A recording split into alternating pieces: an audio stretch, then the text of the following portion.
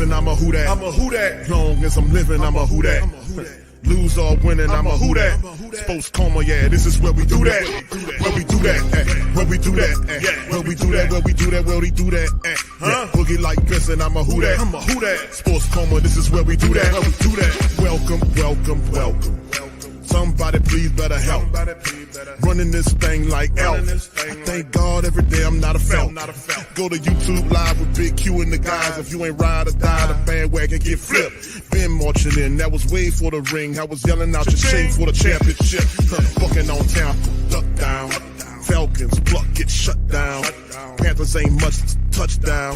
The vision really belong to us now. So much hate on the Saints, you could probably tell. Ever since Bounty Gate hit the NFL, when things seem fishy and you probably smell the crooked referees on Roger Goodell. Yeah, money like this and I'm a who that. Every day I'm living, I'm a who that. Lose or winning, I'm a who that. It's the sports coma, this is where we do that. Where we do that, where we do that, where we do that, where we do that, where we do that. Boogie like Benson, I'm a who that. It's the sports coma, this is where we do that. You're listening to the Sports Coma with Big Q and the guys on the PRO Media Network.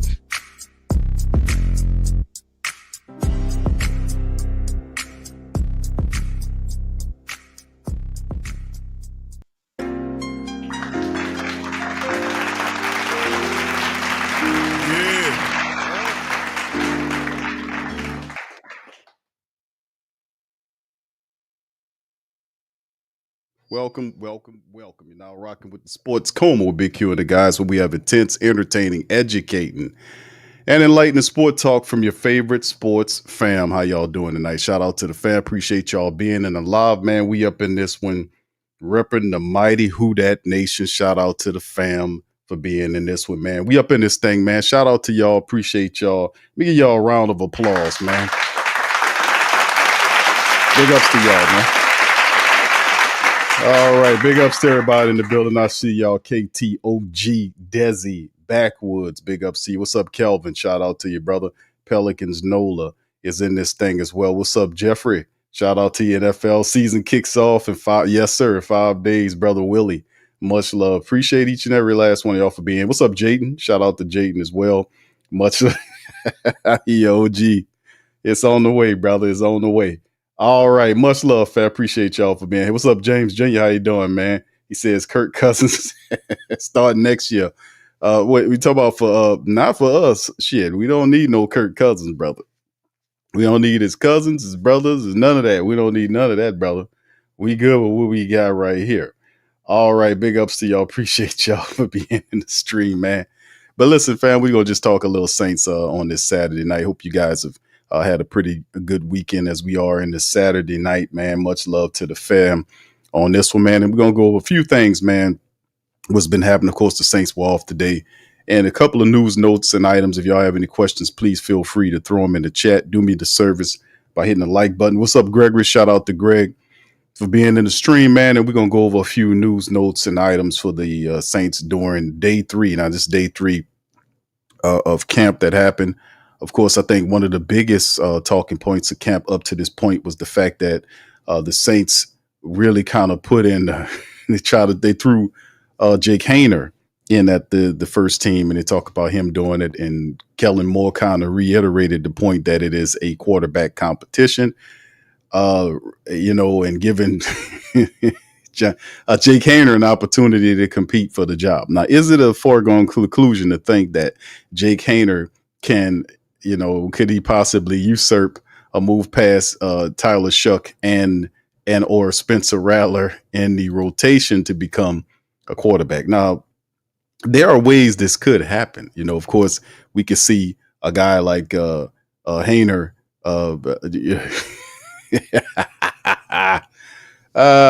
Listen, man, all I know is the only thing Jake Haener did as of work would take those silly ass pictures. Outside of that, I haven't really seen anything that screams NFL quarterback. But listen, but jokes aside, they're giving him an opportunity to step up and see if he can seize the day. It's a long shot, but in the end, a competition's a competition, right? Fair is fair, right? All is fair. in love and war. It ain't no love, but it definitely gonna be some warring for that QB spot. But a lot of people, such as myself, think that Haener is basically hanging on for the third quarterback position. But things could change. Injury, God forbid, could hit the room. Things could get jolted a little bit there, and we'll see what Jake Haener is. He is the most experienced quarterback on the roster currently. Jake Haener's been in the for the Saints now for three years now. So he got to be learning something, right? I mean, he got to be learning something, right? What's up, Young City? Shout out to you. All right, Jeff says, "Bet we don't know the starter win." I don't know. I think we probably it's going to be between 1 or 2, barring injury, right? Yeah, I know, fam. People gotta figure that with the Jake Haener thing, but at the end of the day, it simply is what it is. Shout out to the Saints Wire, man. Let's jump right into it. We're gonna cover a few news, notes, and items and talk some Saints stuff tonight. Jake Haener, not Spencer Rattler or Tyler Shough, leads Saints first string offense. We know that this was something that they were going to take turns doing. We knew that each quarterback outside of Hunter's Deckers, I don't think Hunter Decker is going to be doing the first team offense, but Kellen Moore, I mean, he is a fair man, obviously, right? He wants to see what all of these guys have with his very own eyes. And each one of them had an opportunity to kind of jump in there in day 3 and try to lead. Each one had an opportunity to run the team, the first unit, and see how things worked and goes. So, like I said, man, we shall see how it all looks and how the breakdown goes. But I'm just going to be honest with you. I just want to see a fair competition. Perhaps Jake Haener learned something, fam. Perhaps Jake Haener learned something to operate the quarterback position, right? Shout out to Canal Street Chronicles. They did one. Shout out to Tina. Kellen Moore, he talked about doing it. Then, of course, they had some stats that they did in a really good article. Y'all check them out. And they kind of basically broke down statistically outside of the eye test how some of these guys did. You see not Spencer, but Jake Haener did throw a touchdown pass. He threw a little, he wasn't exactly a spiral, but he got it out there, right? Then again, he's not known for having a big arm after all. He was an accurate guy in college, to say the least. But the QB battle won, according to this, and this is a good article right here. Spencer Rattler at QB1 quarterback battles now in full swing. It appears to be second-year quarterback Spencer Rattlers to lose. And we said that we started the year off that the eye test is like Spencer Rattler is a guy that we knew was working out this entire offseason, right? Taking full opportunity to go in there, handle the business. He was serious, his demeanor. We played the interview where he was, who was that? He was on NFL talking to Rich Eisen. And Rich Eisen was asking him questions, trying to shake him up on his past. Now, some of that stuff is a little sensitive, but you can see that he's well-schooled, well-trained to talk to the media. You never see too much of a rise in terms of his emotional state. He's always calm, measured, has really, smoothly steps aside items that is a chip. You know what I'm saying? Those damn items are a chip. The items that he's dealing with are definitely chip items. And what I mean by chip items, I mean that these things that, the situation that occurred with him when he went to South Carolina, they touched on that. His draft status being picked up at the 5th round as a 5th round selection, right? Chip. Now he said, I guess it's a little bit of chip. Now everything is a chip. The guy is a big potato chip right now, right? He plays with chip on his shoulder. He has something to prove to himself, if not to everybody else, right? So he coming in, he looks measured. Now Tyler Shough looks every bit of a big quarterback, 6'5", strong arm, can move around real good. When he puts it all together, he's gonna be a tough character to deal with. But that's what we said before the season actually got here was in terms of the training camp was we knew that Tyler Shough and Spencer Rattler were gonna iron sharpen iron here, right? None of these guys, they have the same temperament, like the same stuff that motivates them, right? They got something to prove. Spencer saying, hey man, I'm better than this 5th round spot. and Shough saying, hey, man, I am this guy. I am proving, I'm going to show y'all that I am where they say that they picked me at in the draft. So both of them got different motivations, very similar to make it. So either way, whoever wins, that's what I've been saying. Whoever wins, we win because these guys have what it takes on the inside and up here to lead a team. These are leader types.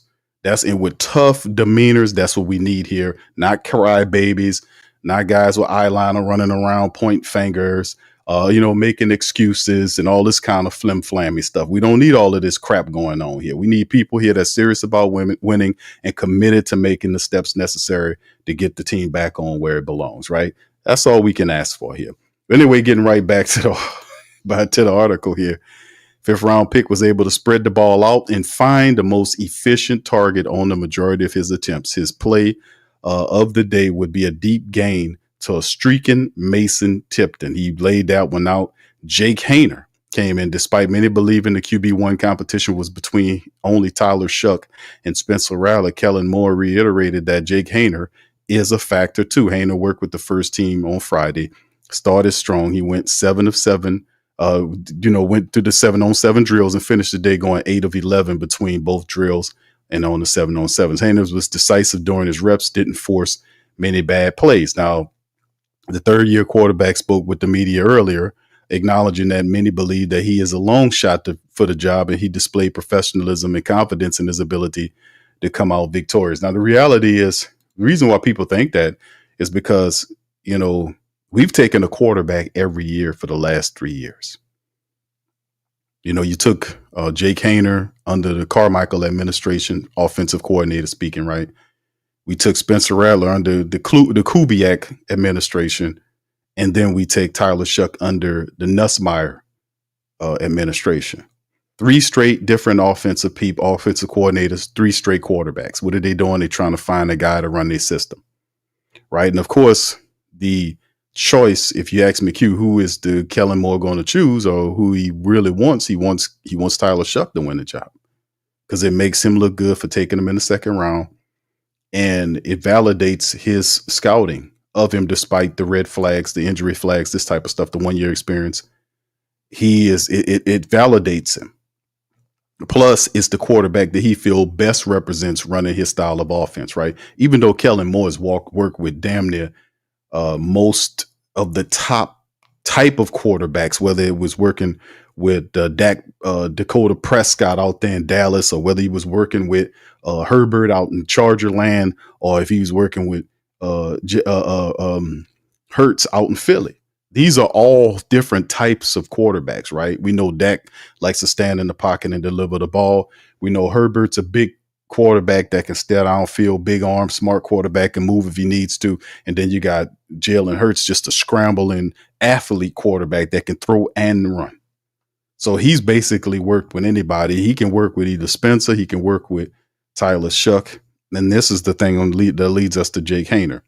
No disrespect to Jake Haener, but anytime that happens where you have that amount of inconsistency in terms of who the coordinator, you switching coordinators every year, man, that's going to be difficult for a guy like that to kind of keep up. And then the guys that you are getting are guys that's more athletic than he is, and would have different physical and athletic gifts that Jake simply doesn't have, right? So that kind of puts him behind. He don't have the big arm like Tyler or Spencer to throw the ball deep. He is a smart quarterback that has a degree of accuracy that he displayed in college. We haven't seen that consistently in the NFL. Perhaps year 3, you'll start seeing the game slow down for him and given an opportunity to see if he can lead an offense. Well, each year you fall further and further back because the next guy wants his guy in there. So, but for him to put Haener out there to see what he got is a fair move, because a lot of people do really still feel that that's the way. And he's just doing that just to see what the man got, to give him a fair evaluation to see where he is in year 3, because he is the most senior member of your team in terms of the quarterback, right? Got 3 years. All right. And if Tyler Shough, rookie quarterback Tyler Shough, saw the fewest attempts on that day, ending with 4 only 4 attempts. Shough finished 3 for 4, not bad. And his day cut short after a bad snap rolled on the ground before the play was called dead. Despite not seeing a ton of action, the second round pick would make the best throw of training camp, fitting the ball down a tight window to Juwan Johnson. Shough made the throw with great anticipation, and he put it right where Johnson could get it. And let me see if I can kind of show y'all this one right here. This is the one that they're talking about. The throw that he did. They were fair enough to kind of pin it here. So this is the throw right here. You can see right here, and he spotted him, and great throw. Put it right out front of him. And that's some of the best ones you can do right there. He's an anticipation throw. And that shows a lot because he dropped it right. Look at him. Only the wide receiver can get it. Look at that. Either he was going to catch it or it was going to be incomplete. And he dropped it right into his hands. And he was able to keep moving with the ball. So yeah, that was a perfect throw. Them anticipation throws, man, that's for a rookie. And listen, it ain't too much to talk for him to get a good read like that because he's made some mistakes. But that stuff that you've seen, some good ones that we had, one of the top ones do consistently, like the anticipation throws. And he did a phenomenal job of doing that. So, shout out to the young quarterbacks for kind of seeing the field a little bit different, right? Now, I wonder how that would look with pressure in your face. That's the next thing. That'll be the next thing your ass got to worry about is when you get pressure in the face, when you got to make that anticipation throw, right? But anyway, here's some more stuff to kind of talk about there. Good stuff by young guys. A second-year wide receiver, Mason Tipton, turned heads on Friday after a dominating performance, 5 catches during the 7-on-7s, including the deep ball from Spencer Rattler for the big gain for him. And this is right here where he was able to get his move right here. And he did a little pointing thing here. So let's see if I could tune that up for you. And there's Spencer, deep ball throw. And look at that. Mason, nice grab and point. First down, baby.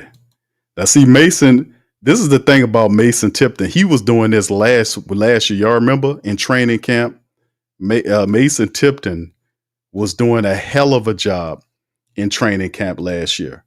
It just did not carry over into the year. Remember, he had the catch that he just if he would have caught the ball, it was a touchdown.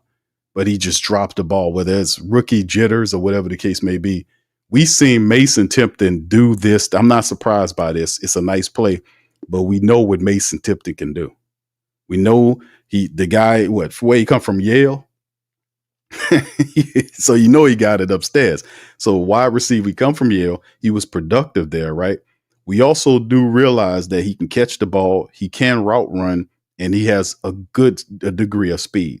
But putting it all together, like he was phenomenal in camp last year. Could he put it together and press on to make the team? Because, like I said, if you look at the 3 guys behind, our top wide receivers, in terms of Olave, Rashid Shaheed, and Brandon Cooks, who are the other guys? Who are going to be the next group of wide receivers? The in-case guys, like if something started happening to our other guys, who are the other guys who we can pivot to and say, okay, we good because we got these guys? Who are those guys?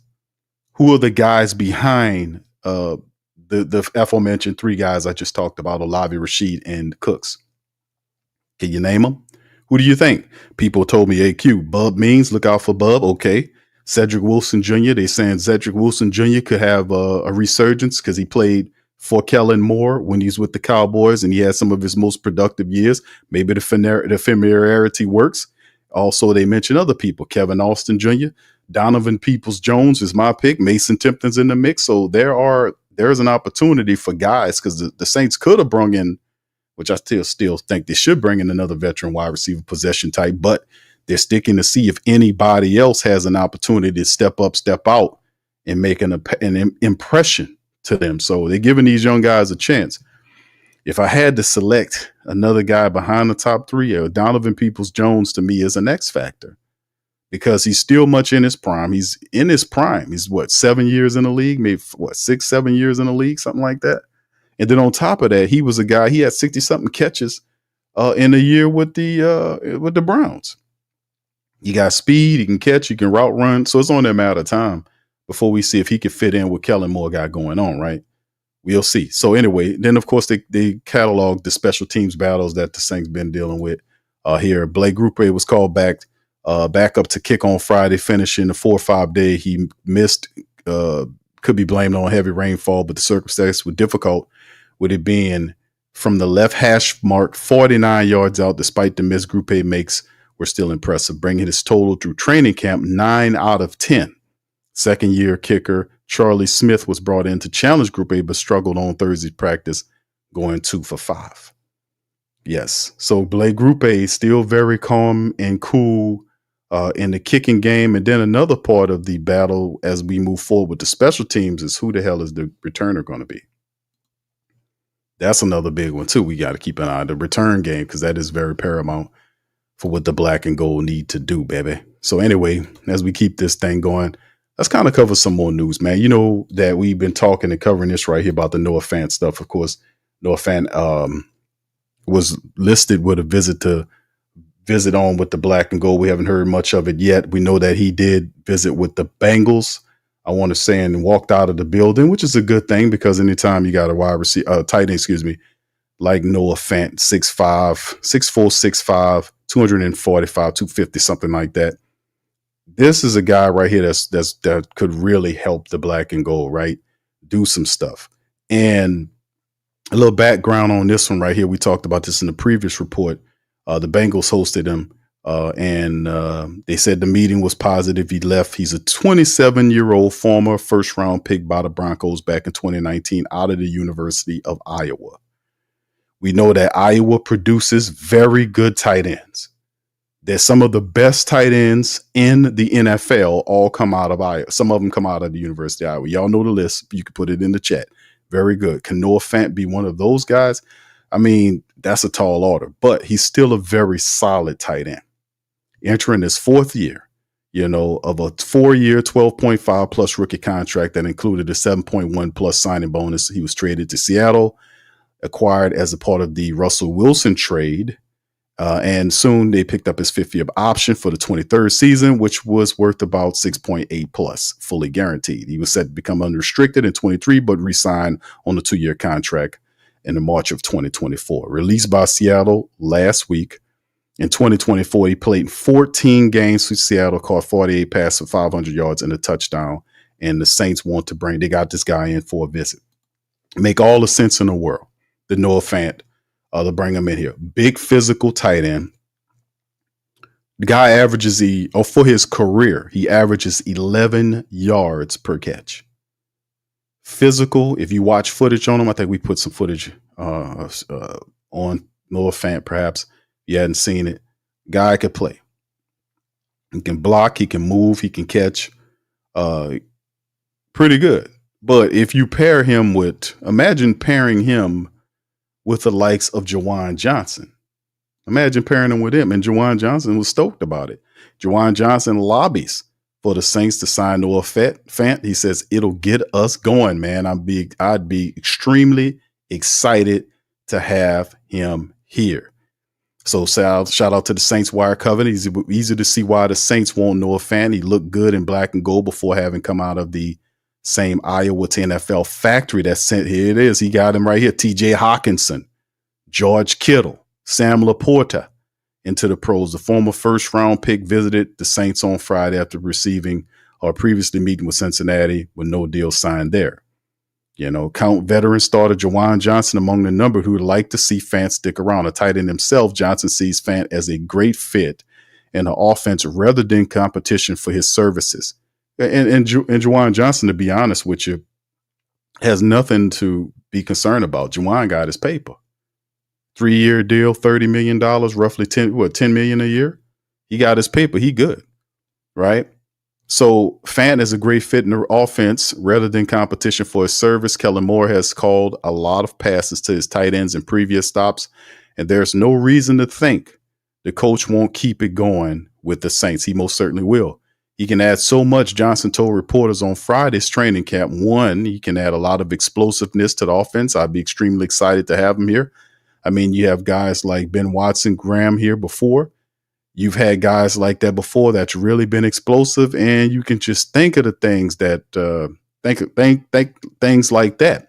I'm not going to go through the whole like Gronk and Hernandez thing, but that kind of potential is something that Louis like to have. Another stat surprisingly similar over the last 3 years. Fant has played in 48 games, catching 130 passes for 1,400 yards and scoring 5 touchdowns. In that same span, Johnson appeared in 46 games, 2 less, catching 129 catches for 1,424 yards and 14 touchdowns to go there. So Johnson has taken some heat from the family base for showing up in garbage time, for only showing up and not from.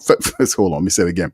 Has taken some heat from the family base for not showing up, but only showing up in garbage time when trailing in the fourth quarter. He caught 29 catches for 307 and 4 touchdowns. Fant has caught 30 passes for 293 and scored 3 touchdowns.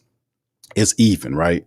So there's more going on here than the raw numbers. Fant has been asked to do more with the ball in his hands. His average depth of target last 3 years is 6.2 yards. He paced 5.6 before the contact per catch, 5.2 yards gained after the catch, compared to Johnson, who is on average being targeted further downfield at 8.2, which led to more yards, right, before contact, which is almost 7 yards, but fewer yards gained after the catch. Johnson has broken more tackles than Fant, but he's also dropped more passes.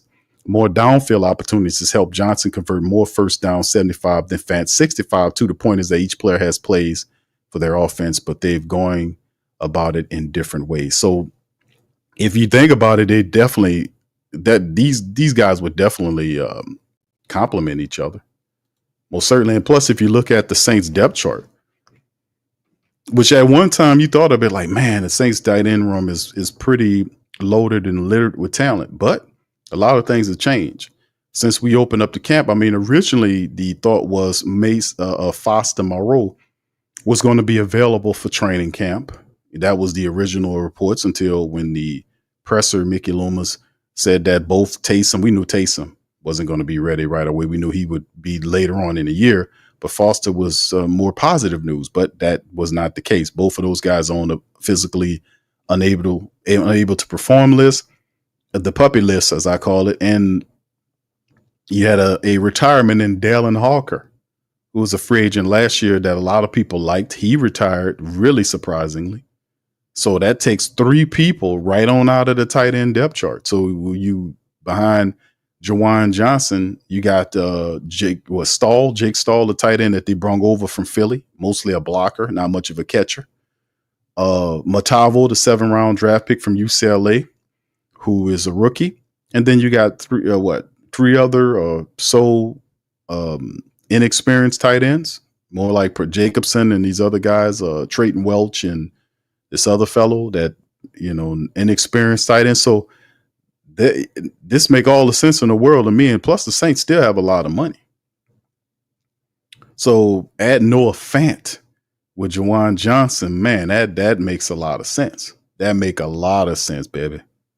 That make a lot of sense, man. It really does. So hopefully they can get it done. We haven't heard anything on it yet. And usually that's a good sign. If he came here on Friday and you didn't hear him depart, because I'm pretty sure they would have told you that he departed without a contract.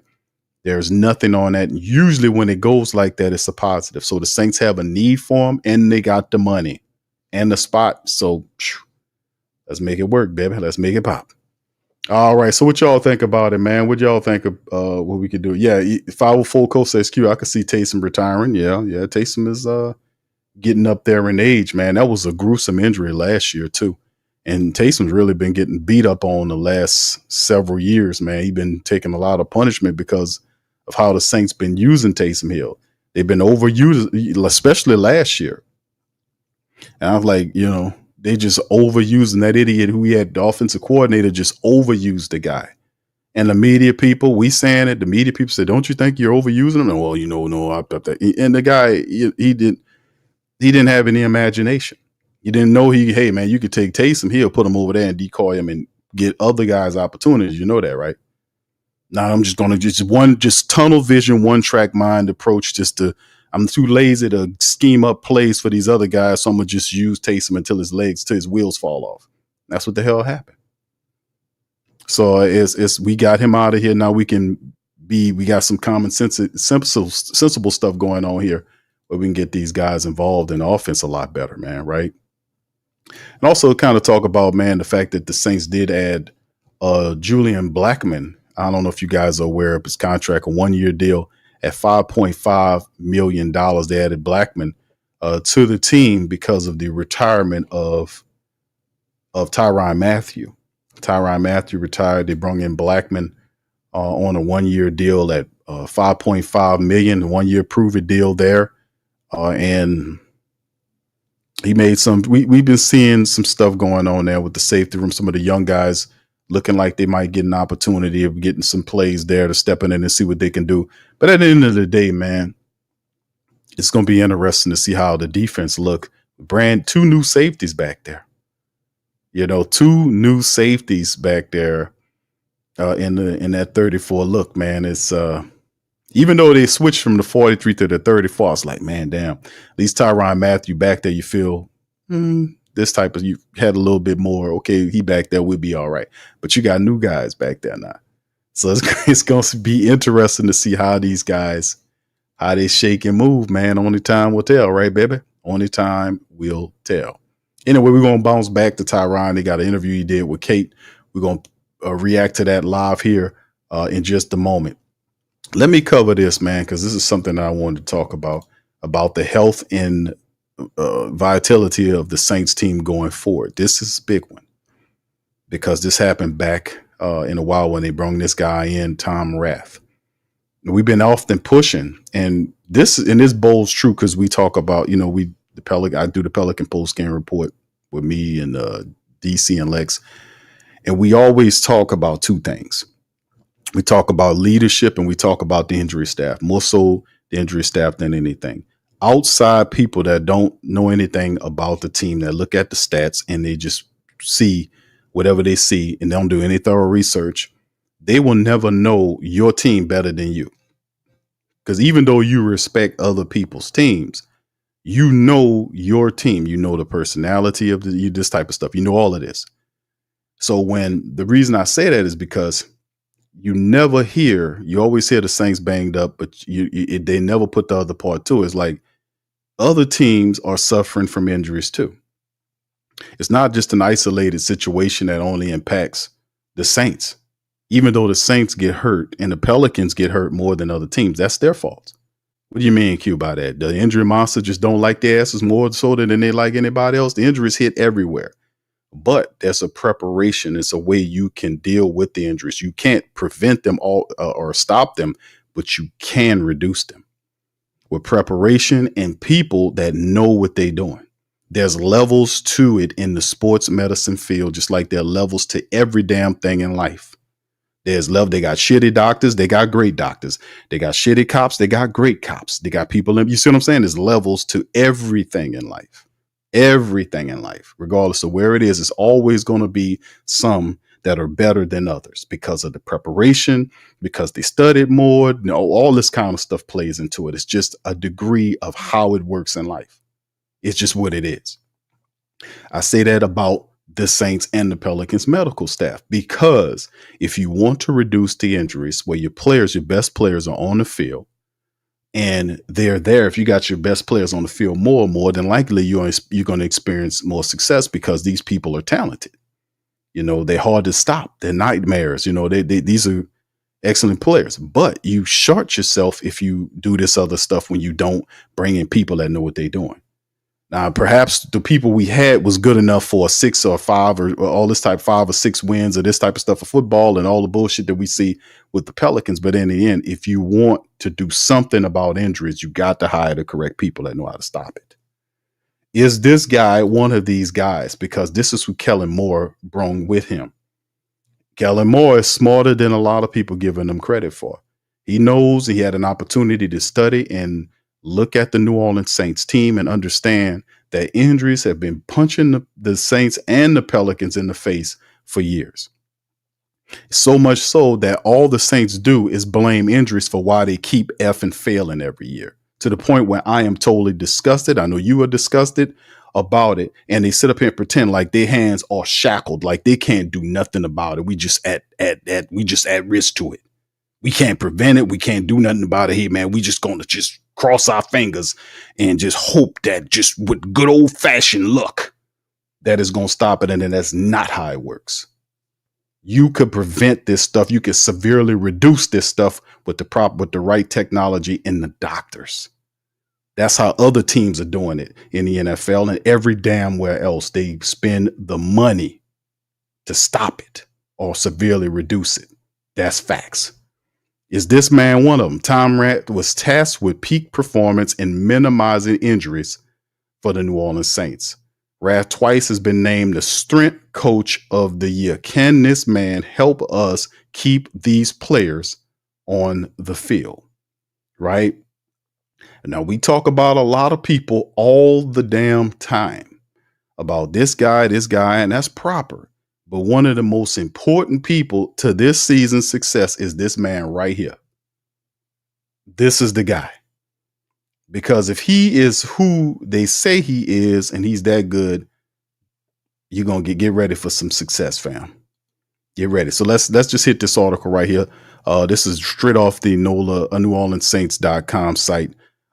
Ted Rath, New Orleans' new director of sports performance, who occupies a vital role in the effort to help conditioning Saints players well enough to play at peak level while also minimizing injury. The second part of this is crucial. During the last week's 5-12 campaign, center Eric McCoy missed 10 games. Quarterback Derek Carr missed 7 games. Receiver Rashid Shaheed missed 11 games. Chris Olave missed 9 games. Running back Alvin Kamara missed 3. Kendre Miller missed 11. Right guard Cesar Ruiz missed 4 games. Were just some of the players on offense who missed time due to injuries. Now, Rath's background suggests he can help. He has spent 15 years in strength and conditioning experience, and last was with the Eagles from 2020 to 2023. Philly reached the Super Bowl in 2022. And Rath was named Strength Coach of the Year by PF Strength and Conditioning Coaches Association, the second time he won the award. His connection to Kellen Moore dates back to Detroit, when Rath was the Lions' assistant strength and conditioning coach from 09 to 15, and Moore was the Lions' quarterbacks coach 2012 to 2014. He spoke recently with John DeSacia, shout out to JD, and this is some of the interview that he said. So do we call you Whisperer Savant? I don't know that I've been called any of those. He says, what is your base and how do you start with these guys in the offseason? What are you looking to accomplish? Rath says step 1, because this is the cool thing. I've had Kellen as a player, so he understands from a fundamental standpoint just how I operate consistently. And I understand how he operates, a thing that I've always found in my career. As a kind of a transition through bigger roles, I found sports medicine has been this huge influx for 10 years, 15 years ago, all these things.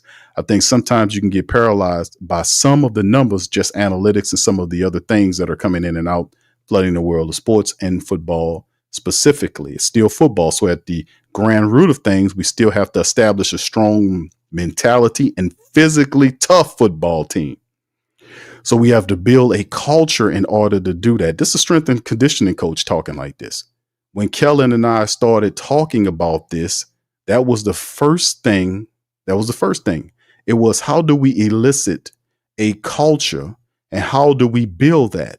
Well, we build it by connecting. We build it by competing. We have to be together. We have to form a team. A team is the culture. That's the living and breathing diagram and the diaphragm of what we have that has been driven by the culture of the team. And that's eventually how we're going to build a tough football team that can win games. And then, of course, he goes into it. And this is the second one, just the second question. I ain't going to, bore y'all with the rest of it. But he asks him, what are some of the things you're looking for in terms of the goals for conditioning for this team?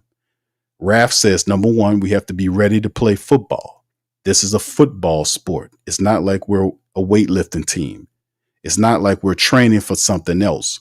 We're training to get them at full speed to really not just go through a four-quarter game, but if we get into an overtime situation, we have to be ready to continue to peak week after week after week for 18 weeks, plus the playoffs and the postseason.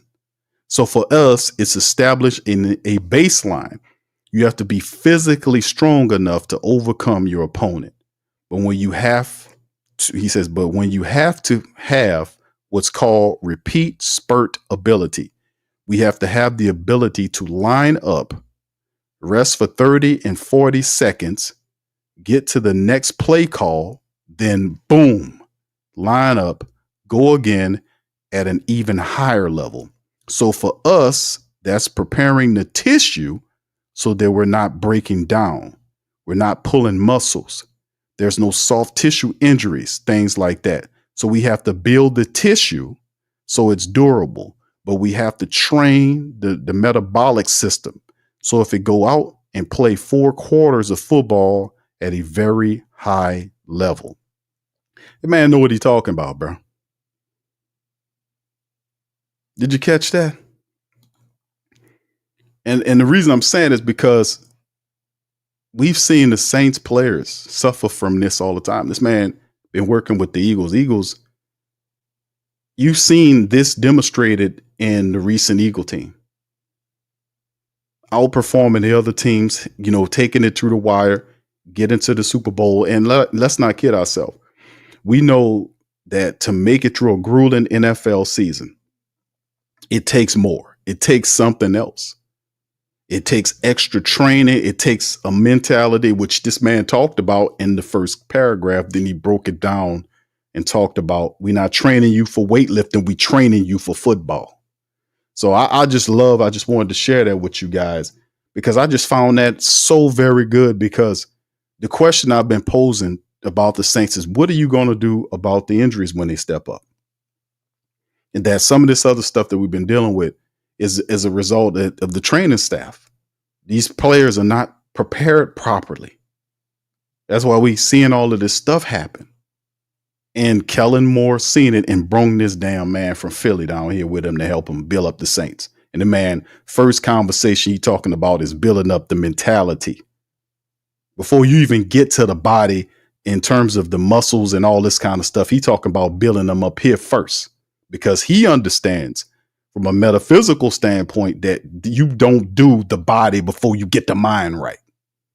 And that you deal with the mentality and the mind, that the mind is first and all else follows. Mind over matter. He understands that. So when I read that, I was like, man, let me share this with the fam. Let me share this with the fam. So that the people that had the AQ, I'm concerned about the injury situation, what they're going to do. I had to show Raph and hear his words and give it to y'all and say, this is what we needed to hear. This is what it takes. When you got to have, if you want to make it to the Super Bowl, you got to have a Super Bowl trainer, because the Super Bowl trainer knows how to tune the mind in the body of the people before the coach even get his hands on them. Did you get that, baby? So I found this very inspirational. So I hope that you guys get that, and get that in spirit. And with that, I was like, man, listen here. I think we all right. We're going to be all right. Because that impressed me, because I already know Kellen was smart. But when I seen, I was like, man, look at this guy here. Look at this guy. He knows what's going on. He did his research well. So can we see, like what we seen with McCoy and all these other guys, we've been seeing for the last 4 years with these miscellaneous injuries and all this, and me saying all this stuff about, man, this the training staff, this the health staff. Good to know, man. Kellen got something going here. You got to have a Super Bowl trainer if you want to have a Super Bowl team before the goddamn coach get his hands on them. Their body got to be ready for that trip, because it is physical as hell. We seen that. We seen Philly do it. This guy came from Philly. Let's give him an applause, man, because I think I'm happy about that shit. I'm happy about that. All right, bobbing with the Johnson said, Q, that was all. Oh, yes. Did it hit your head like it hit me, bro? Did it get y'all that? Because listen, fam, we've been knowing this for a long time, man. It's good to know these people are actually paying attention to what's going on and how we need to really get this team in the right direction, to be quite honest with you. All right, anyway, man, let's keep it moving, man. Let me get ready to put this on for y'all, man. This is Tyrann Mathieu, his interview that he did with Kate Adams. He did a really solid interview, man, with her, and he talked basically about his retirement and stuff like that. And a few people popped on. I might not play the entire thing, but it's good to, see. You can see happy. 12 years in the NFL, he called it quits, and kind of surprised us on it, man. But hey, man, dude did it, man. Listen, and also listen, the history of Tyrann Mathieu, man, from New Orleans when he got, from LSU. There was, he at the start of his career, there was stuff going on. A lot of people thought, he had these off-field troubles that it would interrupt his career, but he got that shit under control and had a 12-year career with a Super Bowl ring. Is he a safety? Is Tyrann Mathieu, in your estimation, a Hall of Famer? I say yes, he is. Now, the second question would be, to me, I guess I should have did a poll question, is Tyrann Mathieu the best safety the Saints ever had? Would you say he the best? I wouldn't put him as the best. I would say probably the best safety we ever had. I don't know. I would have to say Malcolm Jenkins, perhaps. I know there's Gene Atkins and Sammy Knight. I love those guys, but Malcolm Jenkins was a son of a gun. Malcolm Jenkins was a beast. Is it Malcolm? What y'all think? I don't know. Y'all let me know how y'all feel. Where's Tyrann Mathieu in your high order in terms of best safeties the Saints ever had? Y'all put it in the comment section. Let me know what y'all think. Here's Tyrann Mathieu. Let's hear a little bit from him. No, that's crazy, right? How does it feel? I mean, to be honest, it hasn't really hit me yet. I'll probably say the only thing that's kind of stuck out really the last couple of days was Patrick Peterson called me the other day. And, me and him just kind of reflecting on our careers and our lives and, the type of goals and commitments we made, way back when we was at LSU, right? And to kind of see both of us, retire in the same offseason, but to just have like those lives that kind of just ran parallel, for like the last 12 years. And, obviously he's been like a big inspiration to me. Probably one of the biggest, in my NFL career. And, so he's a big reason why, I lasted, as long as I did. I would say in your Hall of Fame speech, Patrick Peterson, among outside of the relationship you two have, like him being the punt returner in Arizona. I mean, you did it in college. Him doing it instead of you probably honestly added some longevity to your career, no? Yeah, man. I'll probably say so. Who else has called you? I like that you're singling out Patrick Peterson, but I can't imagine your phone isn't blowing up. Yeah. I mean, first of all, Patrick Peterson, man, was an absolute beast at LSU. He was very solid in the pros. Pat Peterson was awesome. He was awesome, man. Special player. But some of the family members just stop it a lot. We asked the question, who do y'all think? KT said, I think he's a Hall of Fame, but he's not first back. I can agree with that, KT. I'll give you that, bro. Slim says Darren Sharper, despite the outside stuff. Oh, yeah, right. KB says it's Sharp. What's up, KB? T-Will, what's up, my brother, says Sharp. Okay, brother Richard says Sharper had a hell of a 09 for sure. I'm talking about all time, fam. And Sharper was only here for 2 years. Wasn't it 2 years? Wasn't it a 2 year? Because it was a Super Bowl. He was hell on wheels that 1 year. But wasn't Sharp here for like 2 years? The second year wasn't all that, but if my memory serves, Piston Honda said it's number 4. That's Sharp. All right. OG says Sharper, Jenkins, and Tyrann. Okay, thank you, OG. Phillips says it was Sharper. All right. He was hell on wheels that year. I don't know, fam. I'm KT said Hunter Badger wasn't here long enough. Well, I mean, Sharper wasn't here. How long was Sharper here for? Tyrann had more interceptions 2013 than anyone first ballot, in my opinion. I don't know. KT says He says he's in my conversation, but I'm making arguments for Atkins, Jenkins, and Sammy Knight. See, that's the ones I put in there. I talked about Gene Atkins. I talked about Sammy Knight. Where's Brett Maxey in there? Brett Maxey. But Malcolm Jenkins, man, that's what I'm saying. When we get that, we got to do a show on that, fam. Like some of these guys, like if you look at some of the best safeties the Saints ever had, my goodness. I would have to. I like Gene Atkins, but I think Malcolm Jenkins is up there. I would have to. I gotta go. I gotta go with Malcolm. Malcolm Jenkins, because Malcolm Jenkins was good. He got interceptions. He was very smart back. The matter of fact, the Saint, even Sean Payton said that. Remember that when the Saints were supposed to pay Jenkins that year, and he went to Philly and helped them win a championship. Y'all remember that? And he went up there and was Mr. Every damn thing with Philly back then, that defense for Philly. And Sean Payton said he regretted letting him leave because I think that year he let Jenkins go so he could sign. Was it who was it? Was it Jarius Byrd? I don't remember, fam. Was it Browner? I don't remember who it was, man, but it was a guy that wasn't hitting on shit. But I remember Sean Payton said he made a mistake by letting him go. They should have signed him back. But yeah, Tim says Tommy Myers going way back, man. Yeah. All right. Brian says we didn't win a Super Bowl till we had number 42. But is he the greatest of all time is what I'm asking, Brian. What do you think? The greatest Saints safety ever, even though Sharper was here for 2 years. Is he the best safety we ever had? Is that what it was? That what you giving it on? Willie says Malcolm Jenkins started out as a cornerback, but switched to safety. I know Willie, but I'm saying, is he still considered? I still consider him. He had more impact to the Saints in the safety room than in my opinion than the cornerback room, because he was hell on wheels back at it. He was a decent cornerback too.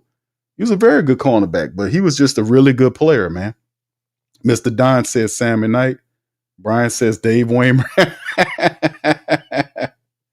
Okay. See, then we got the argument rages on. Now he was okay at cornerback, KT. He wasn't that bad. Yeah. Brett, honorable mention Brett Maxey. I know that was the Dome Patrol safeties. Brett Maxey and Gene Atkins. We forget about them like we forget about the 3 down linemen up front. When you have Frank Warren and Jumpy Gathers and guys like that. We forget Jim Wilkes. We forget about them, but we know the Dome Patrol. We know the full linebackers. But the safeties back there was Brett Maxey and Gene Atkins. Yeah, we already know that. Marshawn Lattimore is the best Saints cornerback ever. Already covered that on the previous stream, bro. That's hands down. Ain't no arguments about that. Best cornerback ever is Marshawn Lattimore. Best. And the greatest thing, he was New Orleans raised in terms of getting him into that Pro Bowl setting so he can be an awesome player. Early on, he could have been a lot better too because he dealt with concentration issues. Like he would just go to sleep against mediocre cornerbacks, and it wasn't until Aaron Glenn came here that he changed all of that, got him to see the game differently. But anyway, let's get back to this. We'll I've heard from everyone. Obviously, former teammates from college, and NFL. And I'll probably say another one that stuck out to me, Kate, was Bruce Arians. He called me yesterday, and man, just to hear his voice, and obviously, he was such a big inspiration. And really, I'll probably say was that father figure, that uncle figure, that I needed kind of coming into the league when I was 20 years old, and everything that I had kind of going through a couple years before that at LSU. Man, he made football exciting. He made me want to be a part of that team, and and that was a good team, a good locker room that I had joined. So I know I talk about Patrick a lot, rightfully so, and even Bruce Arians, but those guys like Larry Fitzgerald, coaches like Nick Rapone, Kevin Ross, like I think all those guys kind of they took it personal. When I got drafted there, and I think all of those guys kind of had an equally shared responsibility, kind of helping Tyrann like just be who they know I could be. And yeah, that was like that whole group was just a big blessing to me to really start my career. Yeah, and I'm sure, and I know, Bruce Arians, Todd Bowles as well. They were huge for you early. Yeah, mentors. Yeah. I'm pretty sure Todd Bowles pretty happy that you're out of his division and out of the league, though, huh? He probably is. He probably is, no doubt about it. I know you're smiling. I like that you're being reflective. It's very cool to hear you just go to the beginning right away. You're just like right there. When I got there, I was actually even thinking this morning, we don't have to talk about the Hall of Fame, which you are a lock, so it's not even a discussion. But I'm like, who's going to knock on his door? Like they're doing that. It's kind of new, this tradition of like, who comes in? It's got to be Larry or Patrick, right? Like who would you guess right now, even though I know it's far away? I mean, I'd probably say, one of those two guys, Larry or Pat. I played with like so many great players, though. We just talking about Arizona, but I went to Houston and played with J.J. Watt, right? Like, and DeAndre Hopkins, and obviously going to KC and playing with Mahomes, and me and Coach Spags, who's probably like the greatest defensive coordinator of my lifetime for sure. I think OVC, Coach Barrett. So it's like, I don't know who. I hope one of them knock on my door, though. You know what I mean? But, it'll happen. Hopefully. This is not an easy decision. I like that it hasn't hit you yet. I like that we're laughing. It took you right up until camp to make it official, at least to the public. When did you decide to retire, and why now? Well, I think, to be honest, Kate, I think that's been a conversation I've kind of had, really going into the last couple seasons. And I think the older I got, the more challenging and harder it became to like leave my kids, like at first it was all cool, right? Like I get the weekend off, you know what I mean? But then it's like once you get like a certain age, or I guess I should say, once you kind of, begin to experience like different parts of life, I think priorities shift, right? Like I think the things that meant the most to me when I was 22, they don't really mean the most to me at 33, And so, I think my kids play a big part in that, and it's funny because, I think the only one that's kind of upset with me right now is my daughter. She's like 5, right? But, and then my two sons, who's 12 and 11, I think they've like been able to experience this thing, right? And I remember one of them kind of telling me like, Dad, I think you need a break, man. Like you've been doing that a long time, So, I mean, to have the support of your kid as well, Why is your daughter mad at you? That means the most. Well, I think game days for her is like a holiday. She gets to dress up and be my biggest cheerleader. So she enjoys those type of environments. I have to ask you, just because everyone wants you to coach. Like I put on my Twitter, what should we ask Tyrann? And let's start here. What is it like to have all of the college football teams, LSU, of course, in the front, and all of the NFL team fans wanting you, fighting over you to come coach for them? But it doesn't sort of sound like, given your reasoning, prioritizing wanting to spend time with family, like coaching not in the future. What are we thinking? Well, I think, for sure, I won't be coaching this fall.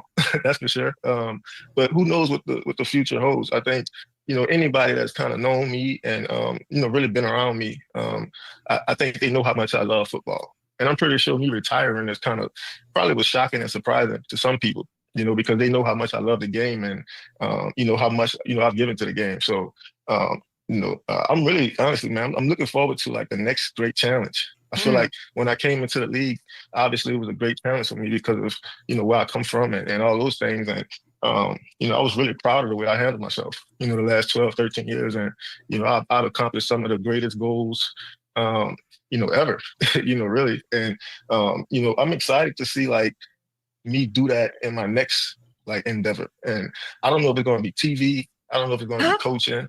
I don't know, but I know like me being away from football, I don't think like that's a thing, So it's like, even though I retired, it's like, I think my heart is still like, with the game, and especially the players. So your love for the game has not gone away. It's not like you're done. You'll either be coaching or I love the TV thing. I treat like your emotional intelligence, all of it, like your football IQ is just amazing. Like all the quotes I was looking back at through the years at things you said and like taking on, even like, I know that we were talking about the Saints here, like Derek Carr, like the way that you see plays before they're made. It's amazing. So so we're clear. We're not ruling out coaching. We're not ruling out TV, but on the retired football player scale, I don't believe in players retiring. I think y'all are all liars because too many people retire and then come back. So on a scale of like, bingo, golf with Patrick Peterson and shuffleboard, retired, not working out anymore, 2, staying in shape and taking a call from Spags in January. On the other side, how retired are you? I'm retired. I'm retired. So, and obviously, I had that conversation, with somebody close to me, right? And it's like, I don't think they really believe me, right? Because, a couple of days ago, we were just talking about, how MJ kind of took a couple of years off and, Dion did it. And so, I think that's always like, a possibility. I don't want to ever kind of rule, It's a little anything out. different for But football players, though. I think as of right now, what my spirit is, mentally where I'm at. Yeah, I think I'm for sure I'm retired. You're retired right now. So let's relive some special moments. And you have that Okay. Saints helmet in back of you. And it's Mhm. just incredible. I was thinking about it. And, your first career NFL interception, which was your third ever game, by the way. It was back in New Orleans for the first time. You pick off Drew Brees. As we're seeing here, what do you remember? I remember that. Man, I just remember, going back home and, obviously the excitement of it and, all my family there, all my friends there. And, I'm playing in front of, like my people, right? Even though like I'm on a visiting team. I just remember, that whole day, man, like it was so hard to stop the Saints. I think they scored like 40 on us that day. It was like so hard to stop them.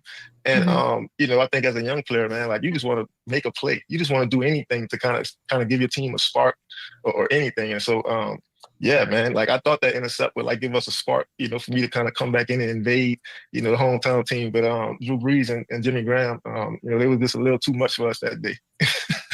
I mean, but it's a nice storybook ending, like your first and your last interception, both in the Superdome. Yeah, it's crazy. It's like a That movie. is I was hoping it might not be the end. I don't know if the door's open. I don't know if I quite believe you. But how much does it mean to you? And He Chiefs retired. fans saying, "No, sign a 1-year deal, a 1-day deal. Like we want you to retire here." Why so important for you to retire as a Saint? What went into that? And how special is your relationship with that fan base? Yeah, I mean, New Orleans, man, has been, really everything for me. I think the city, the people within the city, and even beyond that, really, entire Louisiana, they've just been so supportive. They've been so supportive and, really so encouraging. And I think ultimately, as a youngster, man, like you just want to make your people proud. And, I was so proud to kind of represent New Orleans, everywhere I went. And it was just so, it was just fortunate. I was fortunate enough, to say, when I had the opportunity to come back home, I think that was just a perfect, scenario for me. I had, really achieved everything, possible, to achieve as a defensive player, the last couple of years. And, to have the opportunity to come home and, and really just be present with my foundation and, ultimately, man, just giving these kids some inspiration and some hope. I hope I was able to, provide that for them. These last couple of years, I've been able to be home. I think it's important you say that everybody from like the Justin Reeds is how you're talked about by players, even like with that Chiefs team. I would say if I'm talking about you and your legacy, changing the game at the position you played, like just changing the league and how in everybody, all the Minkas, all the, you're the model for scouts and stuff going forward. We can get into that, but it's also sort of helping build this dynasty, this lasting effect that you had on the Chiefs team, winning the ring, and then what you left by showing up early. Like I hear all these little tidbits, through the just being around the NFL. What would you like your legacy to be? Like, where do you, what is the most important thing that when people think Tyrann Mathieu NFL that you want them to think of first? Well, honestly, Kate, I hope that they speak about, my authenticity, how genuine I was, how passionate I was, not just about the game, but about my teammates and coaches as well. I can't think of a bad time, and, I've been able to really be coached by some of the best coaches, the NFL has ever seen, between Coach Reed and BA and, like Spags and even Romeo Crennel in Houston, right? Like in Bill O'Brien, like all these guys are great coaches. And I think all of them, I think they all kind of left something with me. Right. And I think all of them too, they know how much how much of a student of the game I was. And so I think that's why all those guys are probably going to be fighting over me in the next couple of months, trying to figure out who's going to hire me. You know what I mean? I'm looking forward to that negotiating process. Yeah, the bidding war is on for your services, and it's so funny you're speaking so highly about them. And I'm like, yeah, fast forward in 2 years when he's kicking your ass as the coach of one of these teams somewhere. You were such a fun player to watch because it was always just a game, like a play is going to get made, something's going to happen, and you did it over and over again. 36 interceptions. Congratulations on that. 36 interceptions leads the entire league over those 12 years, and you're in the league. Nobody had more. You picked off so many fun quarterbacks. Breeze, Brady twice, Lamar a few times, Romo, Russ, newly retired Rivers. Tell me now, since you're done, who was the most satisfying? The most satisfying? Oh, man. I'd probably say, obviously it's always kind of between, Tom Brady and Drew Brees. I think, obviously, Brady, like that, like those are important. Like he don't throw a lot of interceptions. I think for me to be able to, play against him as many times as I have, and be able to come away with a couple turnovers. Like I think that's like every defensive player's dream. And I think with the Drew Brees interception is, man, like I'm kind of picking off like my city's like savior. And so that felt great. That felt good. Drew Brees is another one who don't throw a lot of interceptions, right? So yeah, definitely, man. Just I feel fortunate to be able to have been on the field with those guys, knowing how great they are, and knowing like I had a chance like to get those guys. You know what I mean? So yes. I think that's a good feeling. Yeah. And hear that, internet? What is that? I'm gonna have to look that up, fam. 36 interceptions, according to K, the most during that time frame. Where is that on the list? Where is that on the active interception list? Because that says a lot. I mean, I'm going to have to look that up while that's going on. What's up, Dr. Gray? Shout out to you, brother. All right. Yeah. What's up, Jerry Covington? Shout out to you, bro. Yeah, I'm going to have to look that up, man, to see where that ranks in terms of, he had.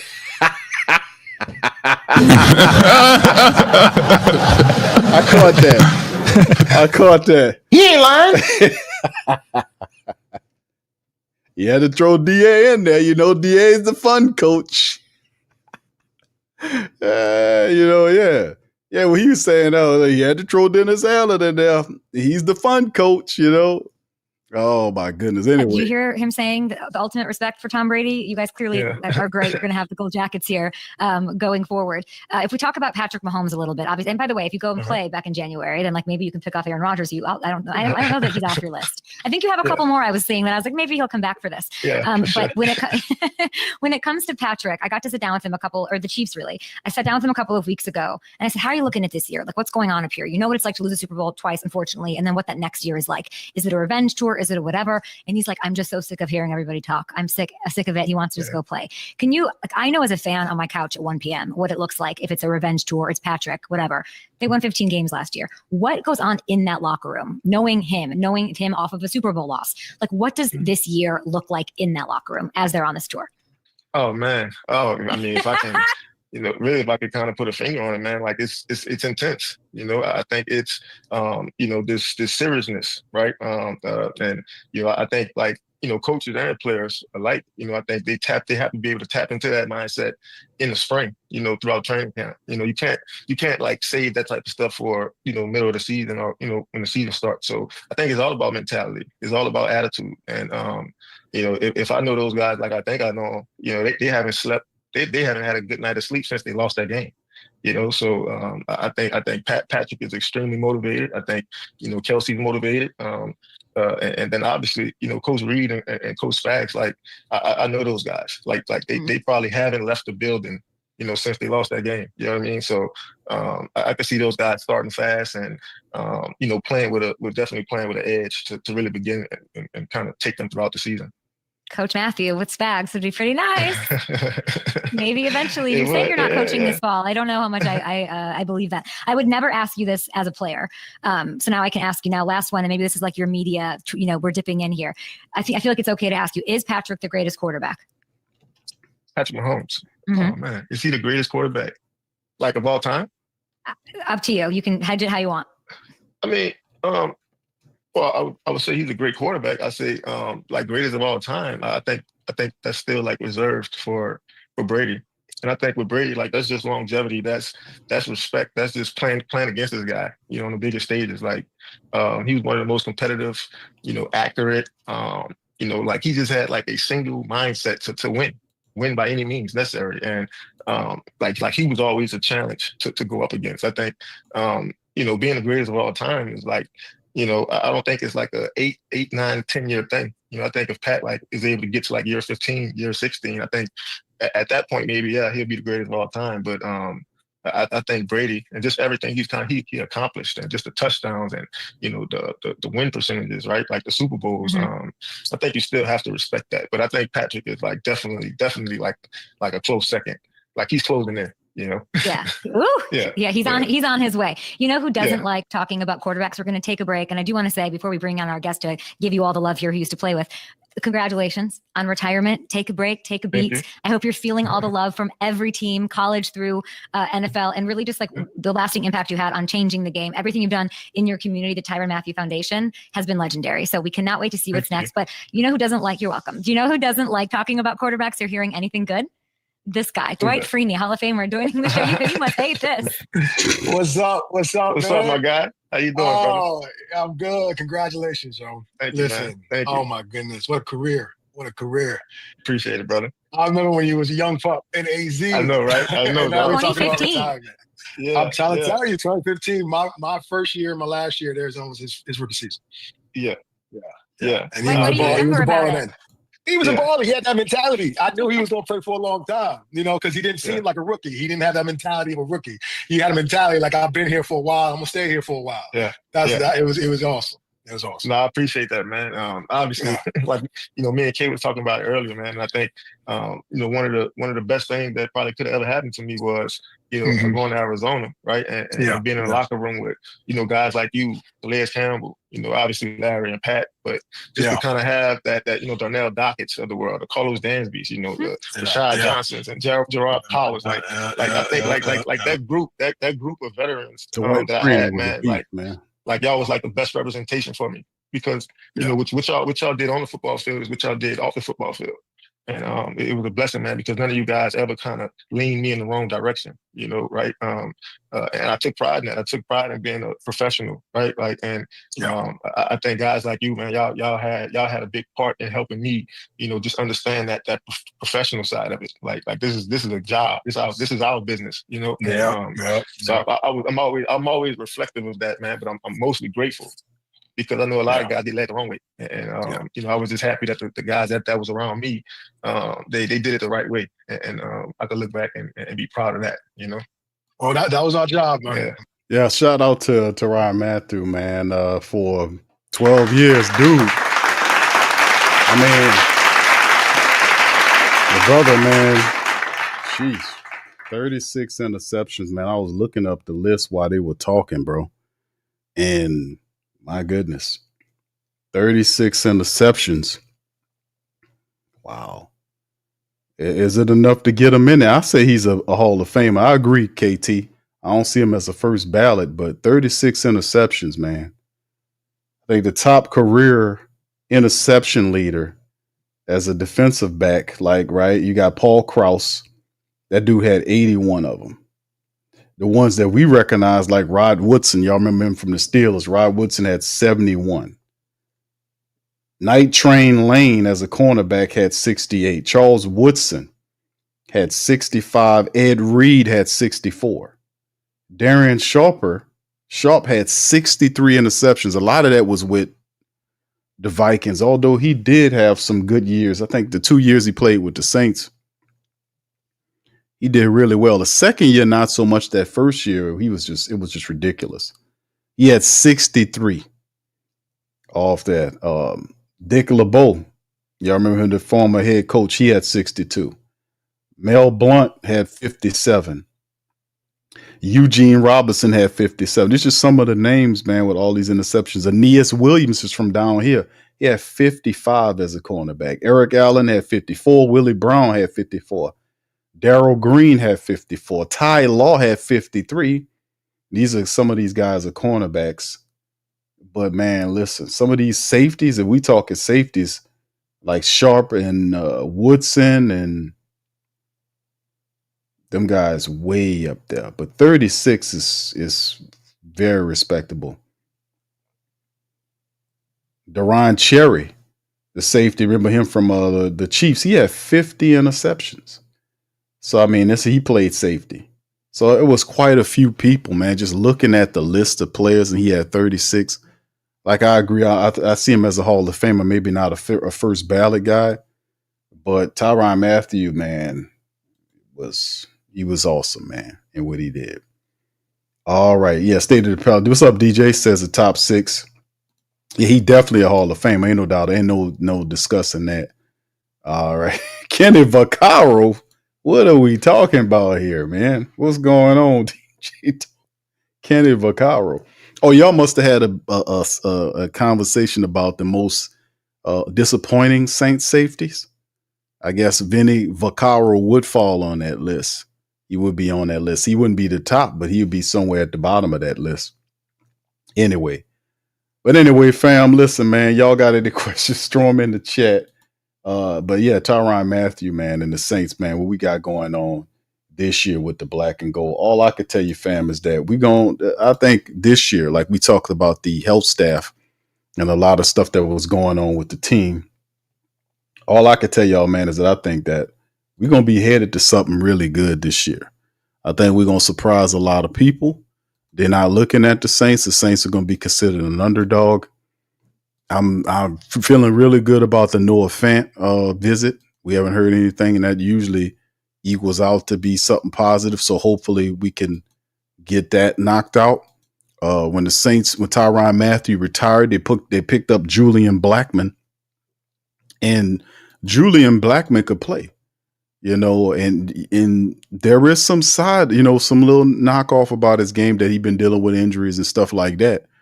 But Julian Blackmon could play.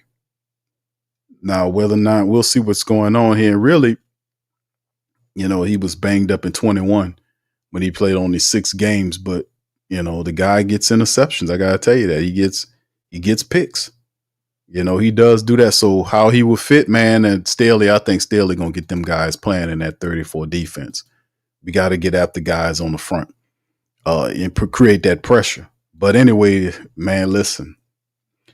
I just think it's going to be something different, man, for the black and gold for us to do, man, to be quite honest with you. As I open up the depth chart here so the family members can see the Saints unofficial depth chart of talent on the team. Now, there's still some question marks. We're still very early on to figure out who's going to be what in terms of the backup wide receiver position. We've seen some good plays from Mason Tipton, not so much from Donovan Peoples-Jones as of yet. Still a lot of camp left. But means Kevin Austin Jr., Cedric Wilson, and others have to step up in that next layer just for depth. As long as if one of our top guys get hurt, somebody got to step up, step out, and step in. The tight end situation we talked about is definitely in need of a really good tight end that can complement Juwan Johnson. And man, listen, if they can get Noah Fant, that will be big to help out, especially when you got an inexperienced quarterback to have tight ends that can catch and block. That is cool. Offensive line, we're still looking at the backups. Dylan Runduntz and Penning going at it. How good is Wesley and Josh Ball? We'll see. Not much to talk about there. We did hear Easton Kilty get benched because of false start and stuff like that, but that's a part of the game. They're inexperienced offensive linemen, they got to learn. Defensively speaking, the Saints did add Jonathan Bullard to the team. That's what I was talking about, the Saints defense, just with whatever Staley wants, he gets for that defense, because that defense has to stop the run. They have to create pressure, and they have to get turnovers to help out that offense as much as they possibly can because of obvious, right? If our defense can get after you, knock you around, turn you over on the short field, that helps our offense out. We don't have to drive long fields. We can put pressure on them. And I think that's the ball control game where we take possession of their playbook by limiting their playbook by running the football and stealing the clock. That expedites them in their play calling. They got to throw out plays and they got to get busy. That's a part of the Saints stratagem as well. And that's a part of the really important running attack the Saints have. Are these other guys outside of Alvin Kamara ready to step up, step in, and step out? That is being worked on right now. So a lot of positive stuff, man. Tyrann retires. Julian Blackmon's there. Jonas Sanker and Howden are the young safeties there. And the Saints still are working on improving that defense. So the defense, man, a lot of acquisitions to the defense. Devon Gacho's added there, Bullard, and all these other guys were brought in. Drafting the Saints drafted all of those picks this year, all of their draft picks this year. They drafted them and have placed them onto the team. All of those guys. We talking about the Matavos. We talking about the Fadil Diggs and the Jonas Sankers and the Quincy Rileys and the Stutzmans and the Devin Neals, all of these guys. The Saints have found a position for them, and there's going to be improvement all the way around. And plus, like I talked about with you guys, the addition of this guy, and we broke it down about Tom Rath. If you didn't get an opportunity to hear me talk about this was also a very huge, because I wanted to share this information, but this has been out here. But I wanted to kind of break this information down and share with the family members, because we know watching the Saints, a lot of the times over the last several years, the Saints have set up there and blamed injuries for why they wasn't winning or getting to the playoffs. That was the main thing. They put Cam Jordan on this whole freaking offseason thing, going on these NFL shows and blaming the injury monster for everything that was going on the team. He didn't talk about how shitty Dennis Allen was, or how he didn't have any ability, how he had no accountability. Guys was false starting and he didn't take them out of there. None of that. It's all on the injury, man. Get the hell out of here with that, man. People not buying that, especially when you keep saying it year after year, it loses its impact. Trust me, it does. Because your basketball counterpart, that's all they know the last 5+ years is to blame the injury, man. We sick of that. Damn. We don't want to hear it no more. God damn it, get better medical people. And this is what this guy is. So congratulations to doing that. Kellen Moore did his, what can I tell you? The man did his research. Because you take over as a head coach. And you looking at the depth chart, you played this team in week 3 last year, and it came down to what did they barely won the game? Came down to a very close game. Hell, if McCoy would have not gotten hurt, the Saints would have beat Philadelphia in that game. So he was there then, and he looking at the depth chart saying, man, why this team only won 5 games last year? What the hell going on down there? Then you start looking at, wow, all these injuries. Why all these people injured? And then you know, because you've been a part of teams before, why players get injured. It's not no curse. And all these people talking about, the Saints is cursed, the Pelicans, all these people, that's bull crap, man. If you believe, now listen, there's a real reason for what's going on. That's because they're not looking in the right places. Teams don't just it's no curse on the Saints or the Pelicans. In terms of, there's a curse, man, there ain't no curse on these people. If there is anything as a curse, it's a curse of stupidity. If anything. Shit, if I got billions of dollars like Gail have, and I'm sitting up here looking at my team saying why they losing, and then the guy Mickey Loomis walks up there and saying, "Well, I don't get my injury. That's injuries. That's why we're losing. That's the players. They're hurt." And I'm like, "Well, what's wrong with the doctors? Why year after year we keep having these problems here with these? What's going on here? Shouldn't we get better doctors?"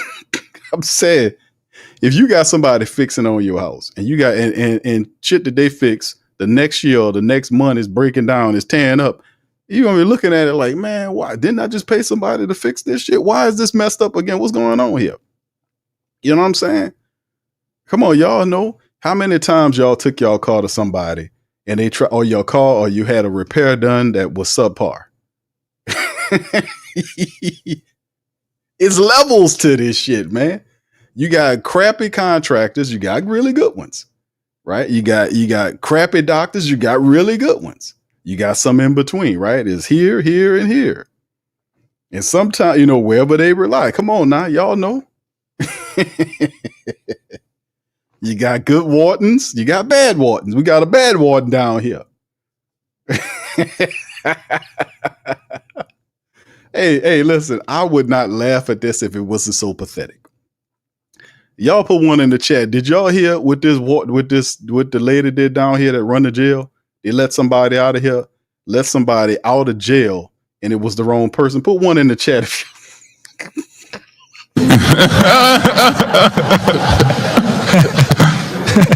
That is completely psychotic. Oh my God. Put one in the chat if y'all heard that. I mean, goddamn, we just had guys running out of there like it was a track meet not too long ago. One of the guys still missing.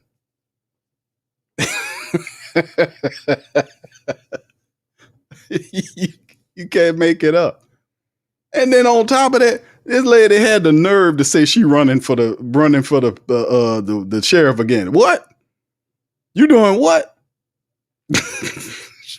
She put her head. What?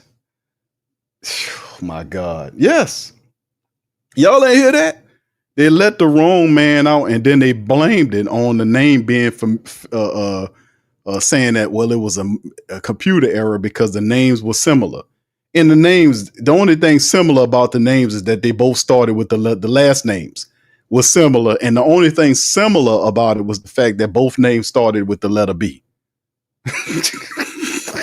What? What? Oh my goodness. Oh my goodness. What's going on up here, people? What's happening?